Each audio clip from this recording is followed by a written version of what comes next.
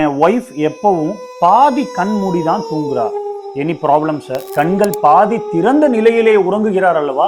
இதனை அலட்சியமாக எண்ண வேண்டாம். அவரது பார்வையை பறிப்போய் விடலாம். அவர் விழித்துக் கொண்டிருக்கும் வேளையிலாவது கண்களை மூடியும் திறந்த வண்ணமுமாய் இருப்பார். போதுமான ஈரப்பதம் கண்களுக்கு கிடைத்துவிடும். ஆனால் இந்நிலையிலோ கண்கள் மணிக்கணக்கில் திறந்தே இருக்கிறது. இதனால் கண்கள் காய்ந்து கருவிழிகள் வறண்டுவிடும். எக்ஸ்போஷர் கெரட்டோபதி, தூசி துகள்கள் உள் சென்று அங்கு உராய்வு ஏற்பட்டு நாட்போக்கில் அது ஒரு புண்ணாகவும் மாறிவிடும். இது லேக் ஆஃப் தால்மஸ் என்ற நிலை. சிலருக்கு இது பிறவி முதலே கண்களின் ஆர்பிகுலாரிஸ் தசைகள் பலவீனமாக இருந்து ஏற்பட்டிருக்கும். மற்றும் சிலருக்கு முகத்தின் ஃபேஷியல் நரம்புகளில் பாதிப்பு இருந்து ஏற்பட்டிருக்கும். ஆக எதுவாக இருந்தாலும் அருகில் இருக்கும் உங்கள் கண் மருத்துவரை அணுகிக் கொள்ளுங்கள்.